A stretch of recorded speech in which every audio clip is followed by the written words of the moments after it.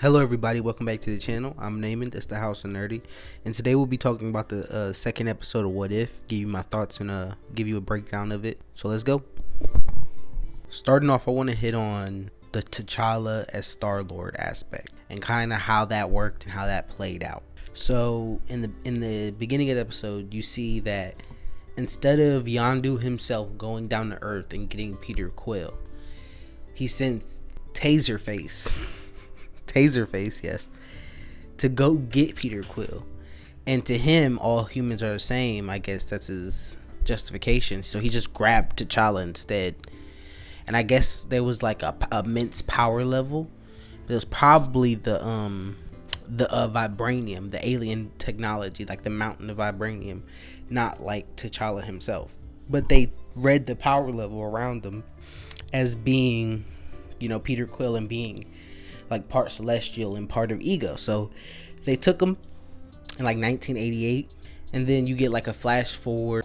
You see how like it's just different with T'Challa as Star-Lord, because he's just been raised in a more elegant royal manner, and he's been raised to be a king and to be Black Panther and to rule the country of Wakanda. So at a very young age, he's already had those things built into him, and he's just a different type of person in general. Peter Quill, your normal run-of-the-mill American dude. That's what makes him him. T'Challa is just different. He's more serious, but he's also more caring.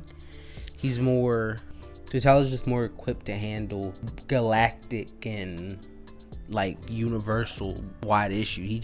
His brain's wired that way. He's one of the smartest characters in Marvel, top 5 smartest characters, and he just has these principles and these codes and these convictions about him that you need to be a king and to be a ruler that were instilled in him in a young age.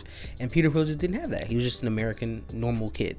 So you see those effects that T'Challa has on Korath, I think the guy's name is like so basically infatuated with T'Challa Star-Lord. Like, he loves him. That's his guy, and everybody loves him. You see the effects that those things have throughout the universe, and really throughout like how it changes and how drastic it is, because instead of Star-Lord giving himself that name, and him being more of a thief and like a bandit and not really known in the galaxy as anything more than just a regular old bandit until like the events of Guardians of the Galaxy, Star-Lord T'Challa is more, he's known by the whole galaxy because he's more of a Robin Hood, giving back type figure, explorer. I want to see the galaxy, I want to explore the galaxy, I want to help the galaxy type of nature to him than Peter Quill. Peter Quill was just trying to survive. T'Challa, Star-Lord, survived and then some. Like, you know what I mean? Like, he survived and then he reformed the galaxy. He went steps, because he thinks steps ahead, like more steps ahead than Peter Quill will. And then you see like the effects it has. Really, the biggest effect it has is when you see Thanos join the Ravagers because of T'Challa Star-Lord. And what that means is that when he was younger, he convinced Thanos, probably for the events of like Avengers, before he sent Loki and all that, hey, don't do this. Hey fam, your idea, what you're going toward, your goal, there's a better, more effective way to do it. And Thanos basically was like, yeah, we saw things the same way. They call back to it about the episode of him talking about like, my plan was still a good plan. It wasn't a bad plan. This plan was better. Basically, he kept saying, and everybody was just like, that just sounds like genocide to me. It was kind of a joke that was actually in the Marvel fan community, and really normies too. Like, it was just a debate people had on the internet. Like, Thanos was right, and then everybody would be like, no, well, actually, technically, he wasn't, and everybody was like, but no, Thanos was right. But it was just a fun episode. Just the drastic changes, like you get the Chad freaking collector, because he basically filled the power vacuum that Thanos left after he decided to join the Ravagers, and Thanos kind of gets way depowered, like super depowered. But it kind of makes sense, you know. He hasn't been fighting, he hasn't been in combat. They said he was gardening throughout the episode when T'Challa was talking to the sexy Nebula, the thief Nebula. She was great too. But when he was talking to her, she was talking about how Thanos was gardening and probably hasn't been in combat as much, and he's just less savage and he's less Thanosy, and he's more just trying to use his efforts into helping T'Challa do what he was trying to do, basically, but in a different way. And I like that. And another aspect of the episode I liked was when they went to like the collector's room, and you saw all of his little things, and they kept moving as they were fighting. And even before that, when you see like the heist that they set up, and you see how it was like a triple cross, like it was like you thought Nebula crossed T'Challa, but really she had told T'Challa, and they crossed those. It was cool. It was funny.